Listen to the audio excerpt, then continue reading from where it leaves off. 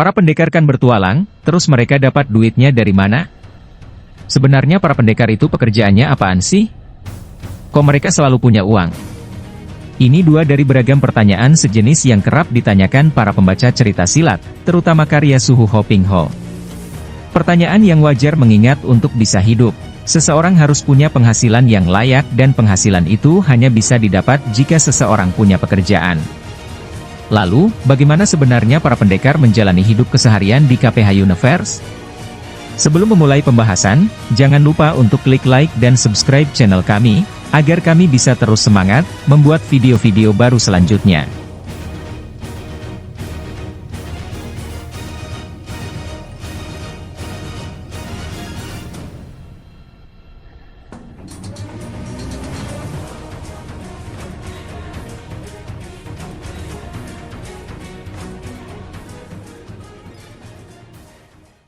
Sebelum memulai pembahasan, kami ingin mengingatkan tentang sebuah guidebook dari serial KPH yang telah diterbitkan.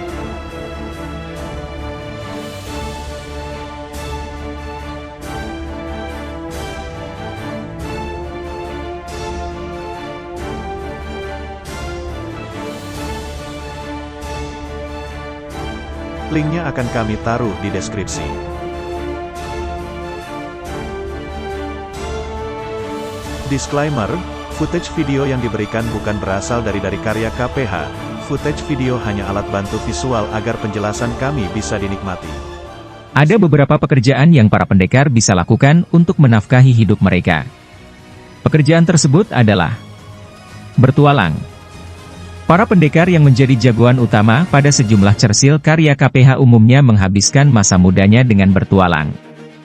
Biasanya dalam petualangan ini mereka terlibat dalam serangkaian peristiwa seperti pemberontakan, atau melawan pihak yang melakukan kejahatan. Sebelum turun gunung, para pendekar yang sebelumnya sudah berlatih ilmu silat tingkat tinggi ini diberi perbekalan oleh orang tua atau guru. Biasanya perbekalan itu berupa uang dan makanan, di samping sejumlah petuah tentang bagaimana berbahayanya dunia persilatan. Jika tiba di kota tertentu umumnya para pendekar ini menginap di penginapan dan bersantap di restoran. Namun tak jarang mereka harus bermalam di tengah hutan. Biasanya ada saja kuil rusak di dalam hutan yang dijadikan tempat berteduh. Di hutan, para pendekar ini kemudian berburu hewan liar seperti rusa, kelinci atau ayam hutan untuk disantap. Biasanya hewan liar ini dibakar dengan bumbu garam. Kerja serabutan. Jika uang sudah habis, biasanya pendekar laki-laki kerja serabutan, misalnya jadi kuli angkut di pasar. Tentu saja pekerjaan semacam ini hanya paruh waktu dan jika sudah mendapat perbekalan yang cukup, si pendekar akan meneruskan petualangannya. Pendekar sakti Ga Bung Beng, setelah berpisah dengan kekasihnya Milana, melakoni hidup seperti ini, hingga dia kemudian bertemu dan terlibat petualangan dengan Shanti Dewi. Mencuri. Mencuri menjadi jalan pintas bagi pendekar yang kehabisan uang, terutama para pendekar perempuan. Berbeda dengan laki-laki, pendekar perempuan tak bisa bekerja paruh waktu. Jadi solusi termudah adalah mencuri. Biasanya yang menjadi sasaran pencurian adalah rumah hartawan kaya raya, yang saking kayanya para hartawan ini tidak menyadari kalau ada sebagian kecil uang atau emas mereka yang hilang. Bekerja pada pemerintah. Walau jarang, namun ada beberapa pendekar yang mendapat nafkah dengan bekerja pada pemerintah kerajaan. Biasanya pekerjaan ini didapat karena adanya hubungan kekerabatan dengan pihak kerajaan. Jadi unsur nepotisme sangat kental.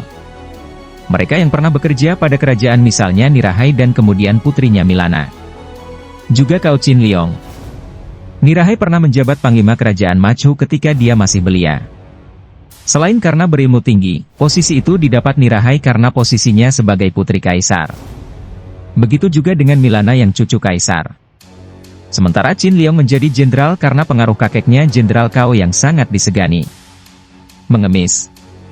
Ini salah satu profesi termudah yang bisa dilakukan. Hanya perlu menadahkan tangan dan memasang muka memelas, dan uang bisa didapat.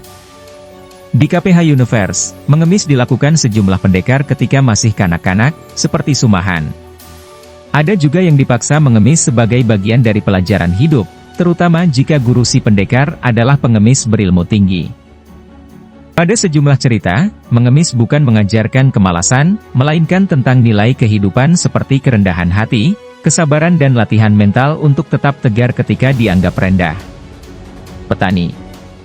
Petani adalah profesi yang dipilih para pendekar yang memutuskan untuk pensiun dari dunia persilatan.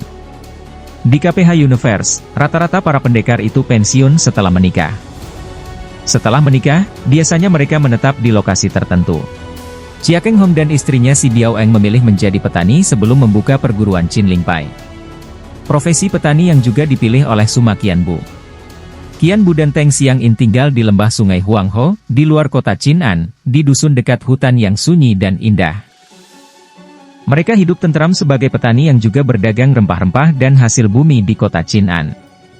Putra tunggal mereka, Suma Cheng Liong juga hidup sebagai petani biasa saja di dusun Hongchun setelah berhenti bertualang.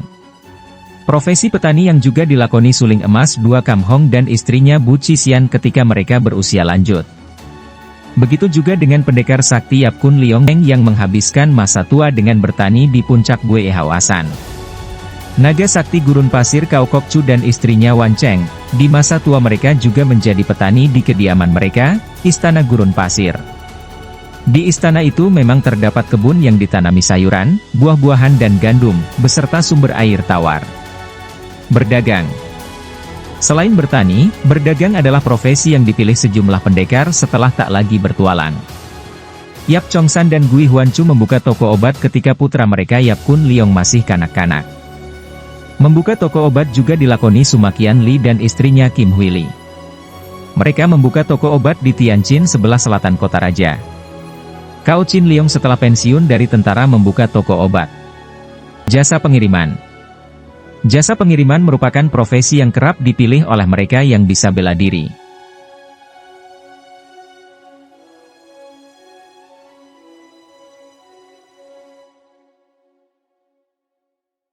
Orang kaya.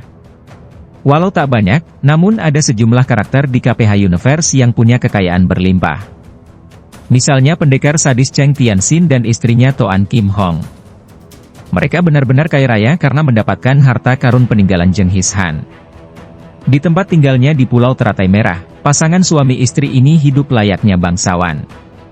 Suma Han beserta kedua istrinya Nirahai dan Lulu juga hidup berkecukupan di Pulau Es. Di Pulau Es mereka tinggal di istana yang punya beragam benda bernilai tinggi, seperti beraneka benda seni. Di usia senja, selain dibantu para cucu, Suma Han dan kedua istrinya punya beberapa orang pelayan. Pesan kesederhanaan. Pada sejumlah cerita karya suhu KPH, rata-rata para jagoan setelah menikah dan membentuk keluarga, mereka hidup bersahaja bahkan ketika usia sudah senja, mereka hidup dengan sangat sederhana. Asalkan bisa makan dan minum itu sudah cukup. Secara tidak langsung suhu KPH memang mau menanamkan prinsip kesederhanaan. Bahwa harta bukan jaminan untuk hidup bahagia dan sejahtera. Bahwa kebahagiaan dan kesejahteraan juga bisa didapat dengan hidup sederhana. Pesan kehidupan yang masih relevan hingga kini, yang sayangnya, di era digital saat ini pesan kesederhanaan mulai dianggap ketinggalan zaman dan tergusur oleh manisnya godaan hidup mewah dan berfoya-foya. Sampai di sini penjelasan kami tentang pekerjaan dari para pendekar silat. Sampai jumpa lagi di video-video kami lainnya, terima kasih sudah menonton.